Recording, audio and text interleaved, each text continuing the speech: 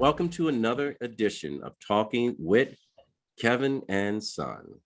Sitting in with me is my new co-host, Ife, that go-to guy. He is an entertainment entrepreneur, a friend, and he is one of my mentees. Joining us today is co-host, his special guest, because we have a very special topic for you, is Miss Denise Lopes.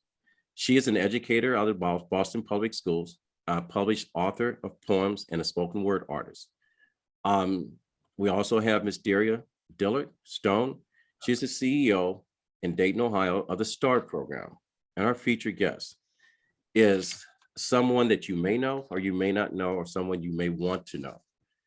He is former state representative, Mr. Daylin Leach. He's been a politician and lawyer who has served as the Pennsylvania State Senate in the 17th Senatorial District since 2009 and 2020. He is previously a member of the House of Representatives in the 149th District. He is also the father of two, okay? Brianne and Justin, and the husband to Jennifer. Hopefully I got all those right. He is also a personal friend. He's a proud graduate of Temple University, and received his law degree at Houston Law Center. Daylin is also an author of the Pennsylvania medical cannabis laws, as well as laws dealing with human trafficking and criminal justice reform and civil rights. So ladies and gentlemen, this is the people's champion, Mr. Daylin Leach. Welcome to Talking with Kevin and Friends. Well, it's great to be with you, Kevin. It's a real honor. It's an honor to be with all of you. And I'm looking forward to a lively discussion. All right. And let me correct myself.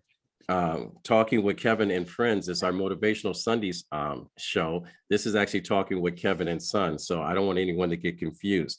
Daylin, I invited some people on here because I didn't want the conversation to be a recap of conversations that you and I have had in the past.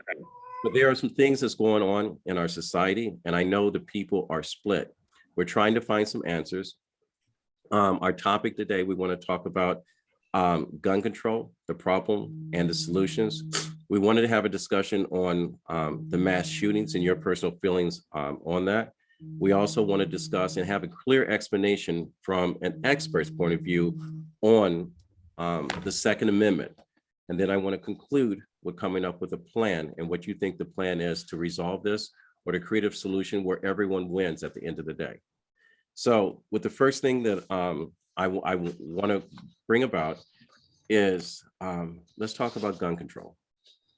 Problem and the solution. What's your take on that? Well, we are the only country in the world that has, the only developed country in the world that has the sort of gun protocol that we have. We are also the only developed country in the world that has the mass shooting problem that we have. You know, in a year where America, for example, will have 38,000 gun deaths, Britain will have 40. Okay, and so, you know, this is something unique to America, and we have to ask ourselves, why is that? And you can come up with a number of different reasons about our society and about, you know, on a whole host of public policies. But at the end of the day, you can't escape the fact that the ease of getting guns, and not just guns, but mass killing machines. I mean, there's guns and there are guns. There are, you know, a pistol that you might keep to buy for protection if your family is burglarized or something like that. There may be a hunting rifle that you hunt pheasant with, or whatever it is you do. And then there are weapons that are designed to do nothing but kill a lot of people very quickly. Those weapons were developed obviously for military purposes. But we are unique in allowing any civilian of any age and any background and any history to go and purchase one of these weapons, you know, as close as, you know, a 5-minute drive away. And then we see the results of that.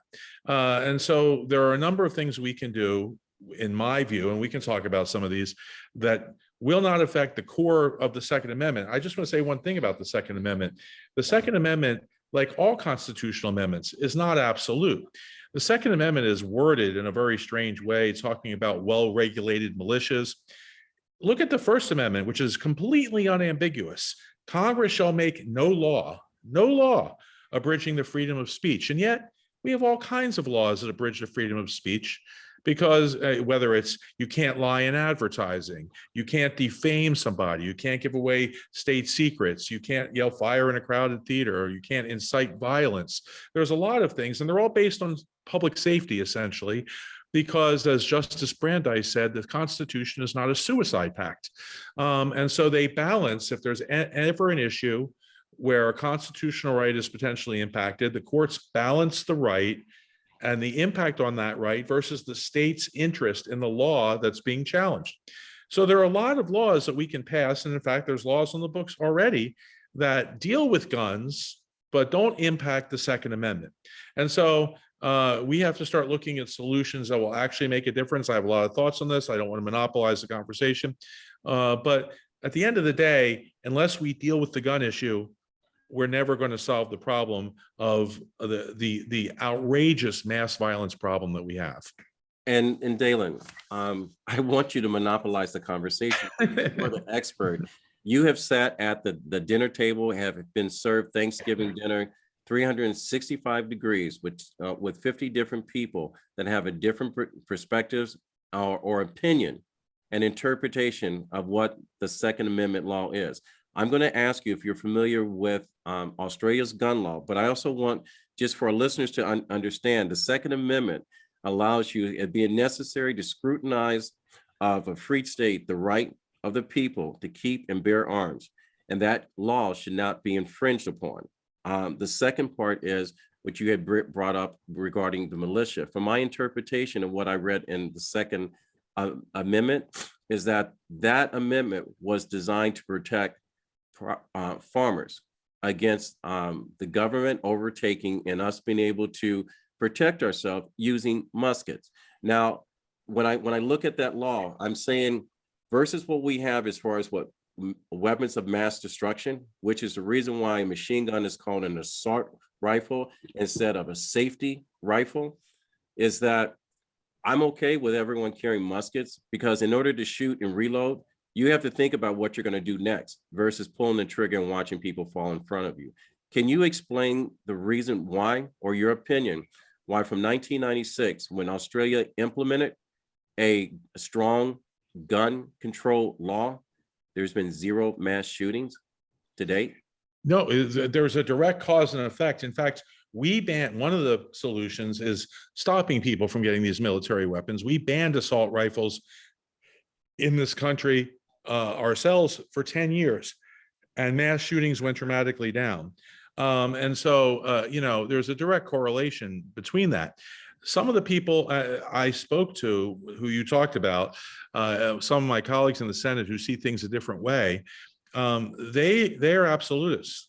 They believe if there is a law that has the word gun in it, it's unconstitutional. There's literally no restriction.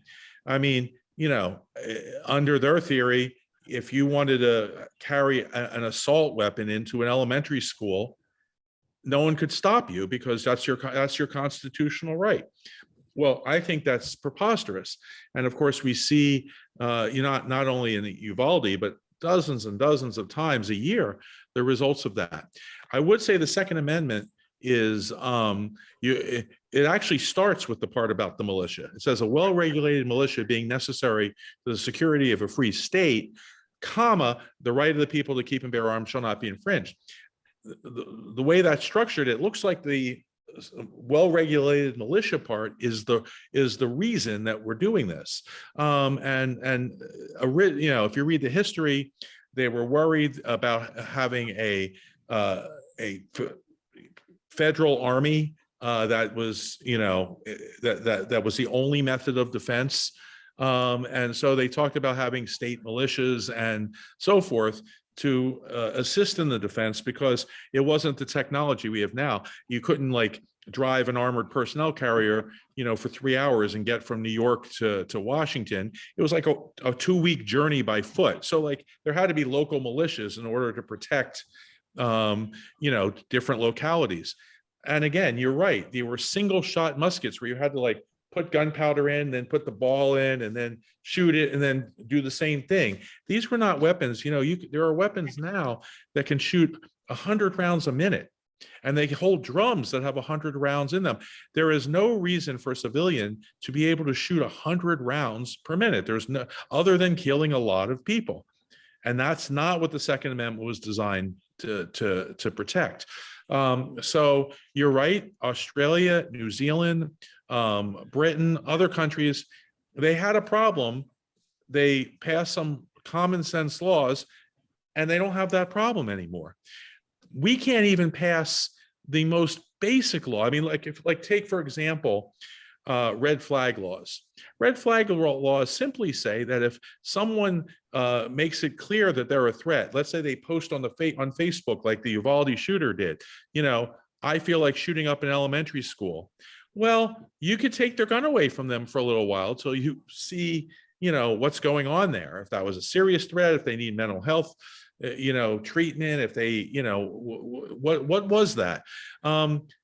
Right now, we don't have the tools to do that. And so, we can't even get something like a simple red flag law passed. And I'll tell you, one of the most effective laws is something called one gun a month, where you can only sell someone one gun a month, right? And the reason is because the law, which allows infinite guns to be sold a month, allows people to go in and buy 50 guns at a time and then sell them on the street to people who would not otherwise be able to get guns, convicted felons, juveniles, whatever it is. So one gun a month. And if you're married, Kevin, you and your wife can each get one gun a month. In a year, you can get 24 guns, okay? In 10 years, you have 240 guns and invade a small Central American country. In other words, this is not some radical plan to disarm America, okay? But yet they won't support it. In fact, I had a debate one time with a guy, another senator, and I said, look, would you accept 2 guns a month? He said, I would not accept a limit of 1,000 guns a month, okay, per person. In other words, we have fetishized and theologized guns in this country to the point where any progress is virtually impossible. And as long as that's the case, we're going to continue to see the carnage that we're seeing every day. There are more mass shootings. A mass shooting is defined as any shooting with 4 or more people are shot. Right. There are more mass shootings in America each year than there are days in the year.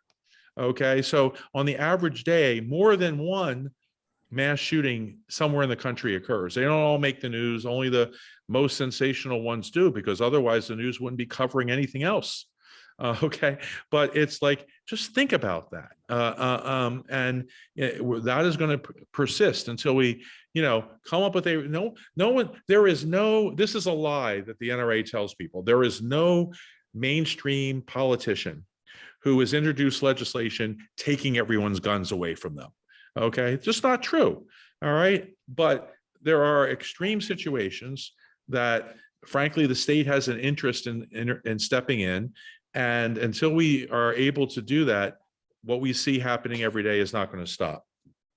And the question on the street, and I'm going to ask you this, and since you've been in the hot seat before, there's been a bill at Capitol Hill that comes up with at least some type of plan to resolve gun control. And 50 people on one side, 50 people on the other side, and not one of the sides have committed to making change.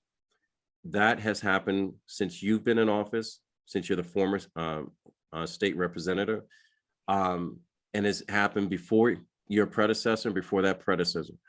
Is it the power of the NRA? Is that the reason why there's been no movement? In part. So there's a little history to this. First of all, we did pass decent gun legislation in the 60s and this, because first of all, the NRA back then did not oppose this legislation. They supported it. I'm going to interrupt you on that. The reason why you passed that law, our government passed that law, is because at that time the civil rights movement was going on, and there was fear that Black people were going to take over the country. So we have to define why we passed that law. Well, there was that too. You're absolutely right. But it's true that the NRA did not oppose most of these laws.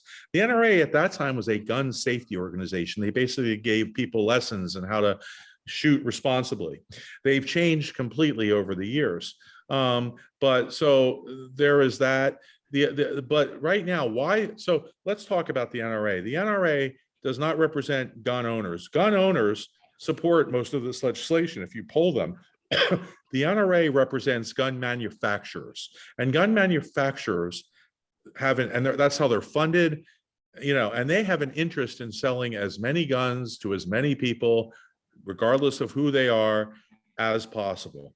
But the NRA, I will tell you, as someone who's been in politics a long time, is very good at what they do. For a long time, we had no counterbalance. We had pro-gun control organizations, but they never participated politically. When I first ran for the state house, I was a champion of these issues.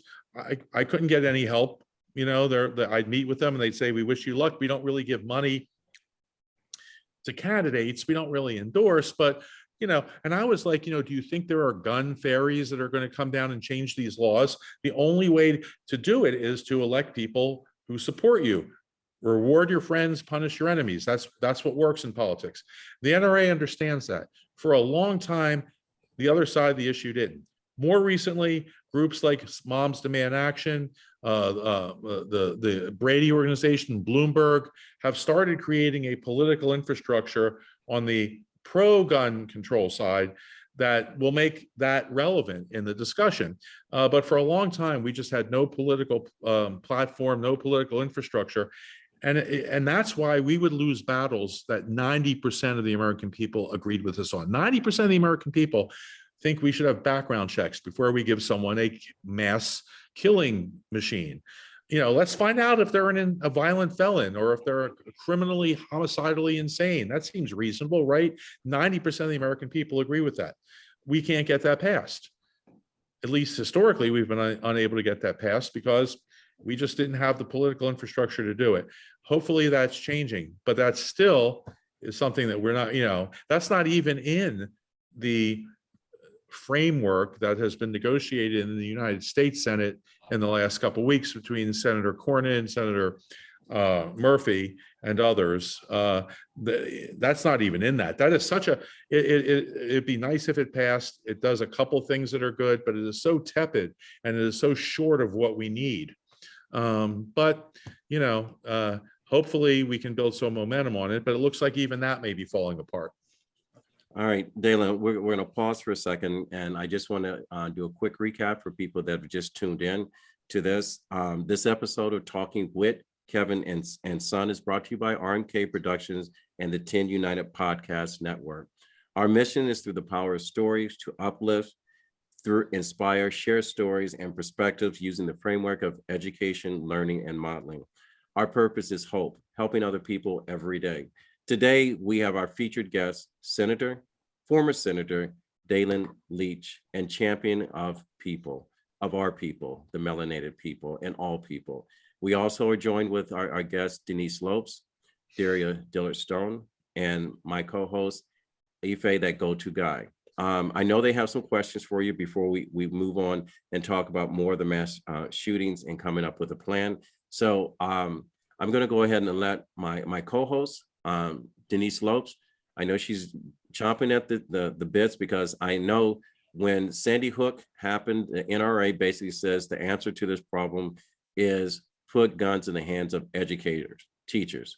And Denise, go ahead as a teacher representing all. Go ahead, Daylin Leach, you and Denise, so your show.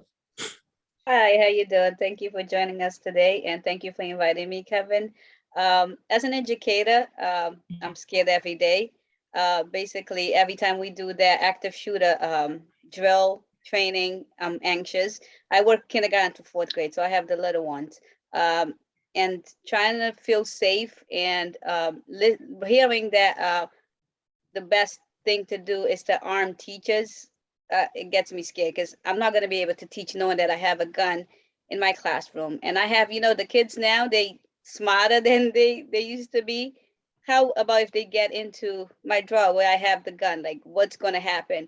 And instead of me shooting the person, the shooter, I'm shooting a kid. How do you feel about this? Because for me, I don't feel safe. That's a great question, Denise. when when this came up like 3 or 4 years ago, it came up in the state Senate, a bill to arm our teachers. I led the fight against that. And as part of that, I got a letter from the teachers who were survivors of Sandy Hook. And they had me, and I read their letter on the floor out loud, and the letter begged us not to pass a law doing that for a lot of reasons. I mean, first of all, my mother was a public school teacher for 30 years.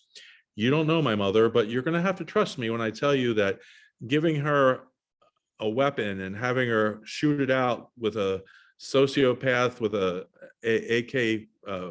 AR-15 would not go well for anybody. Okay. Number one, it's a terrible idea for that reason. It's a terrible idea. You know, there's a percentage, a decent percentage of trained military people who freeze the first time they're in combat, right? Because nothing can prepare you for bullets flying at you and you being asked to kill people while they're trying to kill you. That's a unique experience. And if these are trained military people who freeze, imagine what you're going to give a teacher a gun and then give her an hour course on how to, you know, load the gun or something. And she's going to be mentally ready to start, you know, having a shootout in her classroom. It's crazy. It would just be, the results would be horrific. Number two, you make a great point, which is that in order for a gun to be effective, even theoretically, it has to be readily available. I mean, if someone's bursting into my classroom with a gun and they're trying to shoot people, I'm not going to have the time or the wherewithal to go to a safe and start like 23, 15, 93, you know, that's not going to happen. The only way the gun, even theoretically, putting everything else aside, would be worthwhile is if I had it right there available in my drawer. I just open up the drawer and it's loaded and it's ready to go. Well, you're talking about putting tens of thousands of guns loaded and unsecured into tens of thousands of classrooms around the country where, you know, as I guess the expression, what could go wrong, you know, sort of comes to mind. You know, the number of kids who are going to be grabbing those guns when the teacher steps away from the desk, or if there's a confrontation in class or whatever. It's like, what are people thinking? The answer is not to arm, you know, my mother. The answer is to have the situation where no one's coming into her classroom with an AR-15 to begin with. That's really the solution here. But they'll do anything, no matter how implausible, in order to avoid dealing with guns. You know, they talk about mental health. I mean, mental health, there are certainly mental health problems in our country. There are mental health problems in England and Australia, New Zealand and Germany and France too, and they don't have these problems because they don't have the guns. Okay, but you know, sure, there's mental health. Ironically, many of the same people were saying, don't take the, you know, don't deal with the guns, deal with the mental health. Also vote to cut mental health funding every year. That's a different issue. But you know, if we're going to, this is an important enough problem to actually solve, you know, and you know, we all know what has to happen to solve it, and arming every teacher in America is not it. Daylin, thank you. Denise, any more? No, thank you for that. Because for me as a teacher, like since the last shooting, it's been crazy, like emotional, especially with school and everything, especially with COVID, with the kids dealing with all the emotional right now, like they're very emotional, they're very needy. And watching that, it's been very hard for me. Thank you for that. Daylin, now I'm going to turn you over to my big sister. She is a ordained minister. She is also the CEO of the STAR program in Dayton, Ohio. I know she has some questions. She can talk, so don't hold your breath when she's talking, but I know she has a question for you. I think that's the third time you've commented on how much she talks, so I'm waiting. I'm looking forward to hearing this. Now watch her not say anything.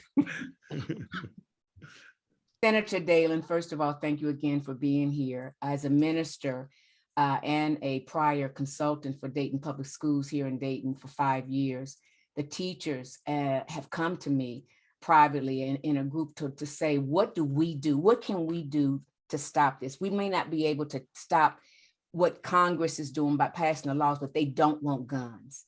And many of them have said they're going to quit. If they are required to carry a gun, Their teaching days are over.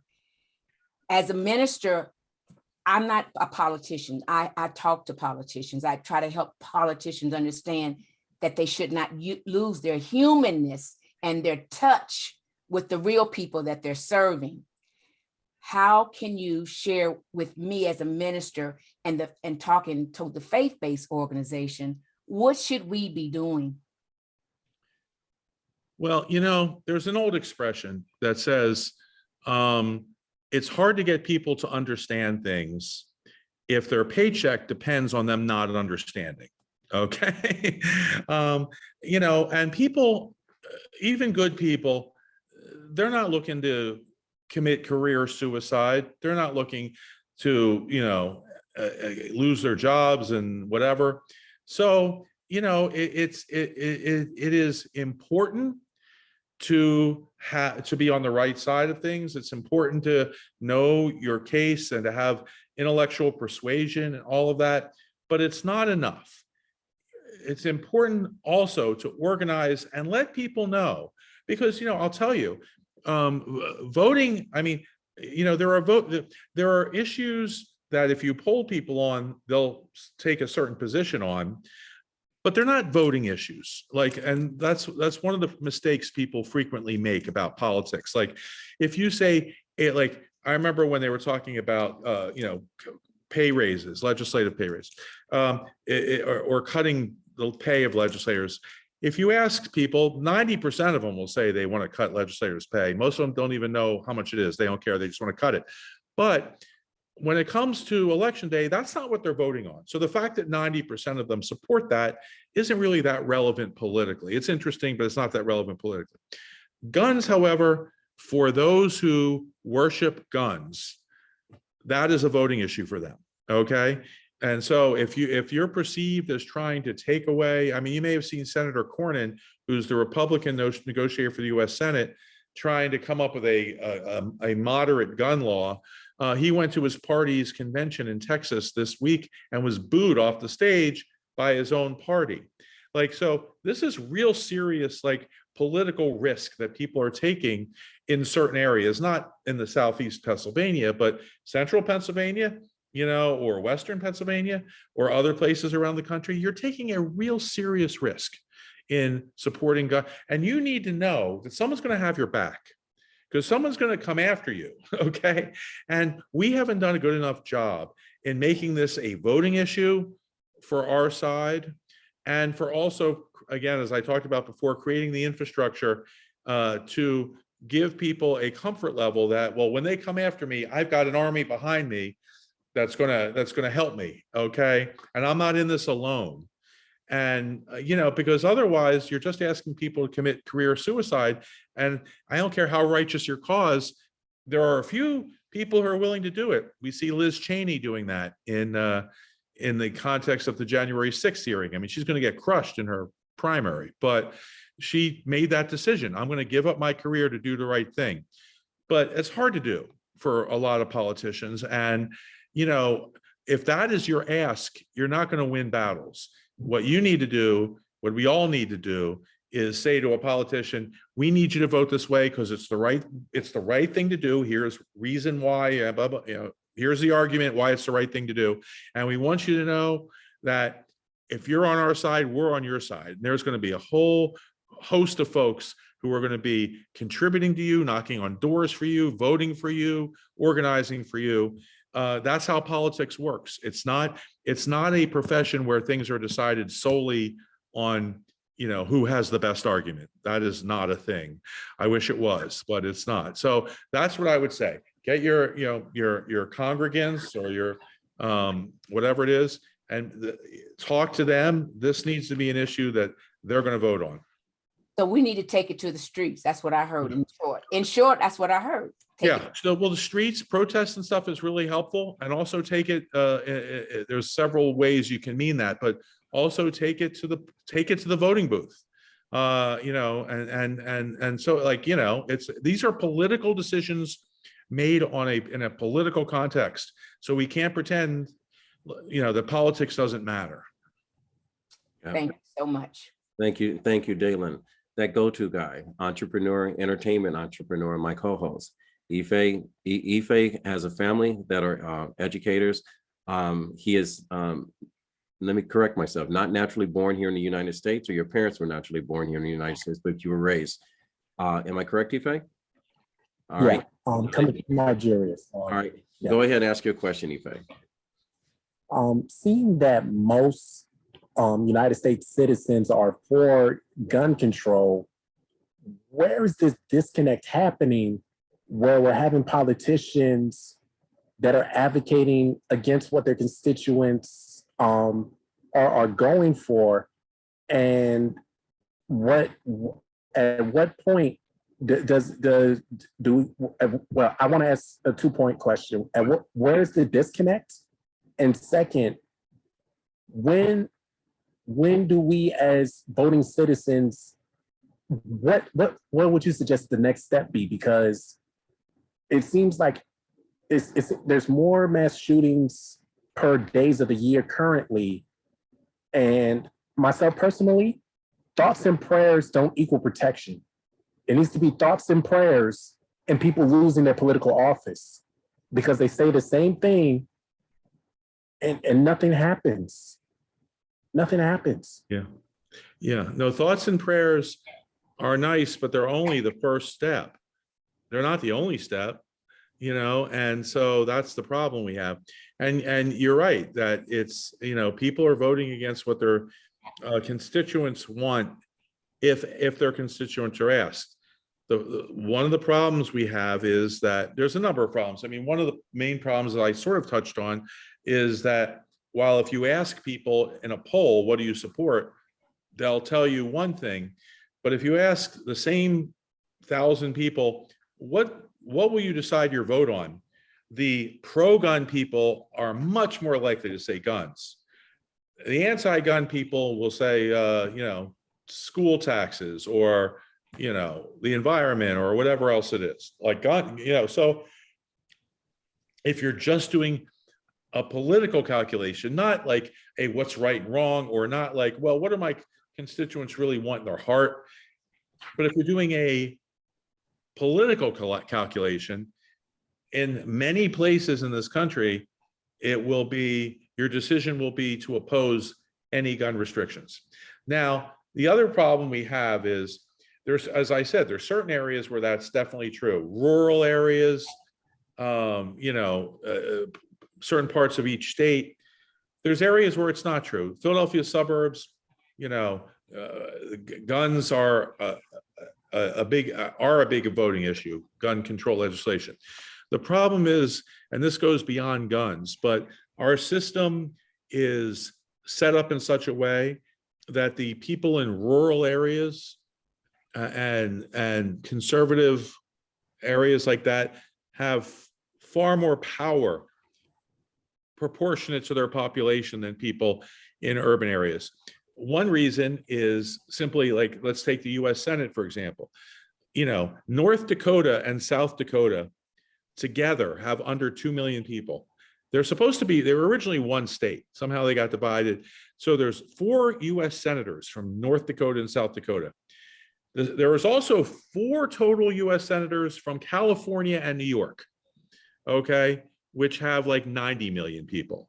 2 million people have 4 senators, and 90 million people have 4 senators, okay? Because the US Senate is not by population, it's by state. But that gives a huge and disproportionate advantage to small rural population centers, right? I know that's a little in the weeds, but that's a big thing. Also in gerrymandering, the way the maps are drawn, the Democratic voters are deliberately concentrated. So you'll have some districts that are 90% Democratic in inner cities and around inner cities. And then you'll have a bunch of districts that are 60% Republican, and so you'll in a state, for example, in Ohio, even though the votes in Ohio are about even for Congress statewide, the representation in Congress is 13-4 Republican. Okay, because they took 4 Democratic districts, stuffed them with as many Democrats as they could find, and made the rest of the state Republican. So there's a lot of structural reasons. There's also, like in the US Senate, for example, the filibuster. Not only are small rural states given a proportionate advantage, which would be difficult enough in a 50-50 body, but you need 60 votes to get anything done. We all know, or most of us probably know, the history of that and why that's the case. It's horrible. We should get rid of that. But that makes it almost impossible to pass. You're going to need the votes to get 60 votes. You're going to need 15 votes from people who live in rural, states where hunting is like a religion, and having a gun is like the most important. They say it together for a reason. God's guns. Gods and guns, and that they go together because they view them almost the same. Right. And so you're not going to win an election in West Virginia if you're for gun control. Okay, so like all the structural things in our society have made it very difficult to get things done on a variety of issues, but particularly on the gun issue.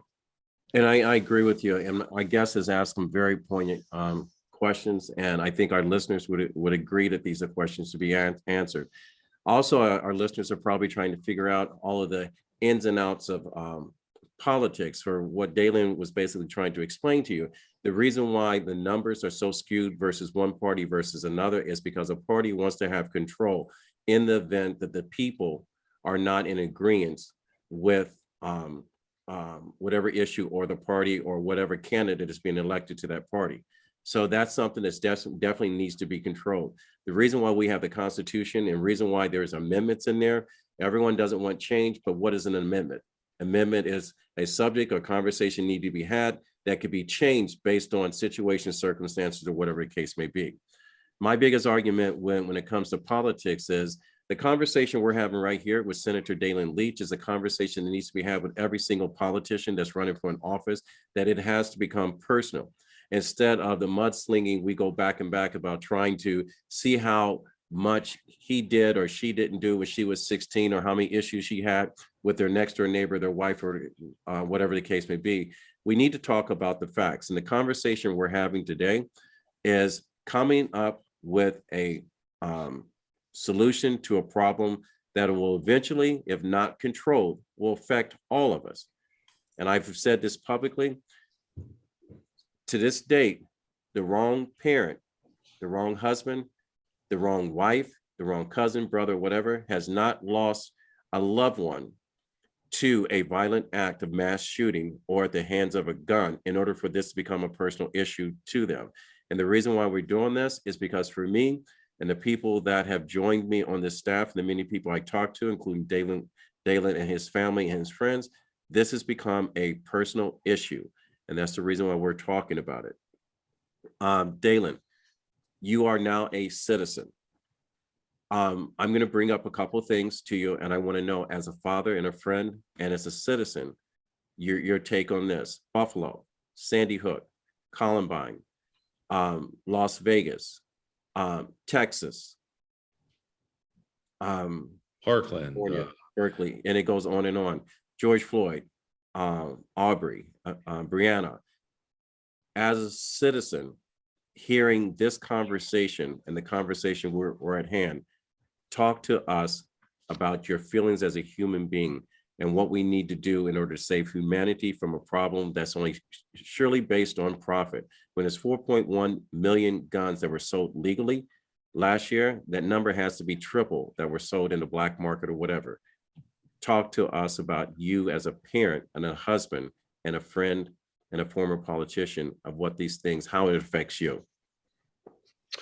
Oh, well, it affects me in a lot of ways. I mean, I used to, have meetings with the people who were victims and their families of these shootings, and it was just very difficult. And it was, we had a small problem. Years ago, a few years ago, there was a suicide at one of my kids' schools, and the school my kids go to and or went to. They're in college now. And the kid who committed suicide did it with a gun and was found, but not for a couple of days. All we knew that he was missing and he had a gun. and we didn't know where he was, or we didn't know if he was like disgruntled or upset or was coming back to the school. It was very unnerving to send your kid to school under those circumstances. Number one. Number two, I mean, even without a specific individual, situation like that, you are playing the lottery every day. It's not just when you send your kids to school, it's when you or your kids go to the mall or go to a movie theater or go to a grocery store or, any one of the, quote unquote, soft targets that there are out there. These days, tomorrow, statistically, there's going to be one or two shootings, mass shootings at a grocery store, at a bowling alley, at a movie theater. We don't know which one. So you go and you just hope for the best each day. And that's not a lottery that we should have to play. And so, it is an issue that I don't know how it doesn't affect you emotionally and wear on you psychically, and the fact is, I think the likelihood is, because of the lack of progress on gun laws and because of the increasingly violent rhetoric from some segments of our political society and the sort of tribal divisions and intense hatreds in our country now, across political lines, across racial lines, across ethnic lines, across class lines, I think that this problem is going to get worse before it gets better, unless we intervene in some way. And it's intervention, as we've been discussing, is, I'm not sure there's a lot of reason to be optimistic about that right now.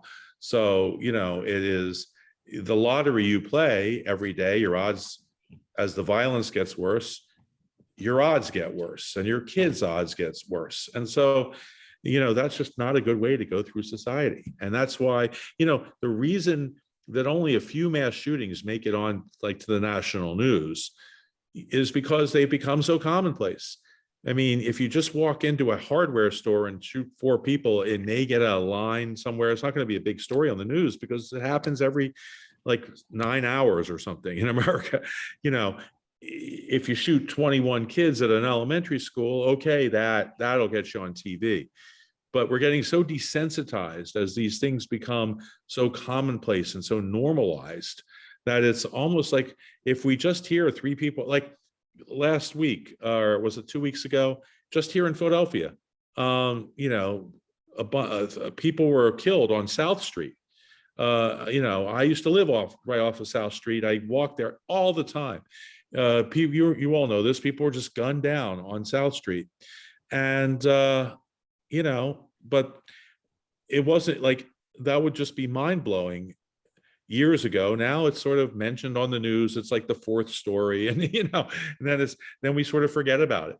And that normalization is also problematic, because once we become desensitized to it, it's harder, as the good minister said, it's harder to motivate people and get people riled up and get people engaged, because they're like, yeah, I've seen it all before. What's the big deal?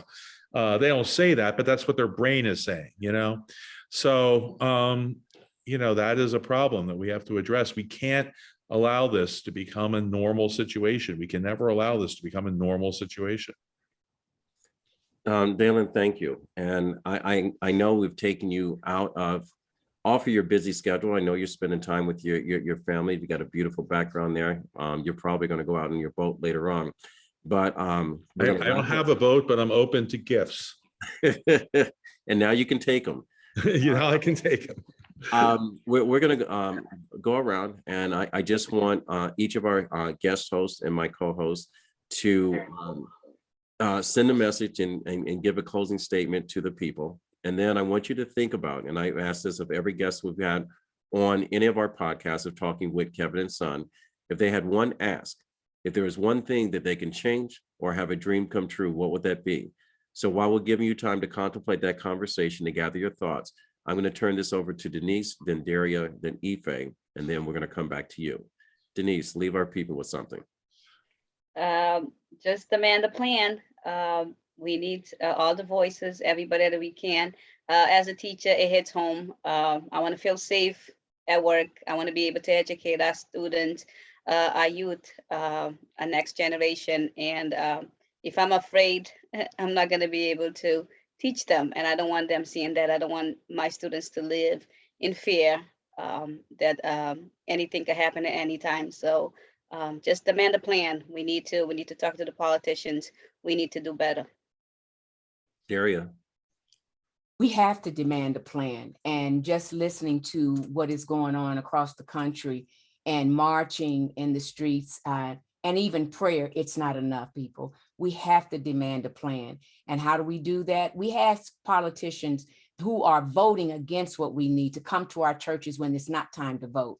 We stop letting them come to our churches when it is time to vote. We go to the polls and vote, but vote in what you want to see based on what you know. So we got to get more educated about these issues. Yes, prayer changes things. I know that. Look at me, you, and you. But also, we have to fight for what we know is right. And that causes for us to have blood, sweat, and tears. I thank you, Senator Daylin, but the work now is up to us. You heard us demand a plan. What are you going to do? Ife, that go-to guy. 3 days ago was the 6-year anniversary of the shooting that happened at Emmanuel AME Church in Charleston, South Carolina. We're starting to have anniversaries based on mass shootings. We're starting to have parents, and this weekend was Father's Day. We have fathers that no longer have children because of mass shootings. There are all types of video games. There's all type of media that promote violence. We demand a plan. We demand action. We shouldn't have to make routine life decisions based around, will there be a mass shooter, or will I end up a hashtag or on the news? So I'm tired of thoughts and prayers. I understand there is a place for thoughts and prayers, but this great country was made great because we protected our citizens. Let's not turn this into a situation where survival is based on who has a gun and who doesn't have a gun. And former Senator Daylin Leach, and my personal friend, what is your ask? You know, I'd actually zoom out a little bit and go bigger, because if we can get my entirely unrealistic ask, we can make progress on guns and everything else, which is that I would like to see people put aside the sort of partisanship and the tribalism and the like I almost wish sometimes we could imagine that we didn't know what parties we were, and we didn't know where, like, if 10 people could get in a room or 50 people get in a room and like, here's a problem, you're 50 human beings, here's a problem, come up with a solution to the problem without any of the other stuff, we could, you know, I think we could do that. But right away, anytime an issue comes up, immediately it comes out, this is your party, this is supposed to be your position on that issue, and you're going to have trouble if you try to deviate from that 1 second. So if we could just like get back to the point where we're just people solving problems, I think that would do a lot of good on a lot of issues. Daylin, I'm going to tell you, this is the first time I've ever had a conversation publicly with a politician that had an agenda that was for the people and not for their own purpose. And I appreciate and have much respect for you. How do people get in touch with you, Daylin? They can email me, S as in Sam, E-N as in Nancy, Daylin Leach, my name, DAYLIN LEACH @gmail.com. Send Daylin Leach @gmail.com. And that goes directly to me, and it's my personal email. And Daylin, I understand you're doing a lot to legislate and create laws in order to combat civil rights issues on cannabis and legalizing that. This is your opportunity to promote anything you're doing. And the reason why I'm asking you this, because I don't have 1 million followers following us, but the people that follow Talking with Kevin and Son are people that have a very high call to action that make a difference. They don't drive by an accident, they stop to help. You're right now, you're one of the people that needs help. Please Yeah, do. well, I mean, look, it is, we passed the medical bill and that's helping hundreds of thousands of Pennsylvanians. But, you know, I always say cannabis is a criminal justice and a civil rights issue because it was, you know, the whole history of prohibition is a history of racism. It was literally justified by racism, and it has had a dramatically more devastating effect on the communities of color. And it has led directly to the mass over incarceration problem we have. So, you know, get involved. And if we can end prohibition in Pennsylvania, we can do a lot to make a lot of people's lives better who are suffering because of it. So that's my little pitch now. And, you know, hopefully we'll be able to make some progress on. That's one of the few issues that still sort of transcends pure partisanship. So I don't know how long that'll continue to be the case, but hopefully we can get something done in the meantime. Senator Leach, Daylin, my friend, my honored guest, I want to thank everyone for taking time out of the day. To my listeners, we have covered a lot of information, and I hope at some point in this episode that we've shared with you has enlightened you, has touched you in a way that hits you at your heart, to where change is an opportunity instead of a conversation needing to be had. If you like what you've heard today, please go to RMK Productions and network on our YouTube page and like and share, and even make your comments. If you'd like to be a guest, you can reach out to us at info@rmkproductions.net or look on our webpage at www.rmkproductions.org. I want to thank everyone on this guest. I also want to thank Mr. Chris Wiseman of Habitat for Humanity. That's going to be a guest soon. That's going to be a major face on Talking with Kevin, because they're doing great things in order to help grow our communities and provide people with less resource opportunities to at least have home ownership. Again, I appreciate all my guests. As my grandfather always said, and our grandfather, Daria, when you get to a place where you can help someone, it is your duty to do so. Reach one and teach one. And with that said, ladies and gentlemen, this is the end of this episode. And until next time, we fade to black. Thank you. Thank you.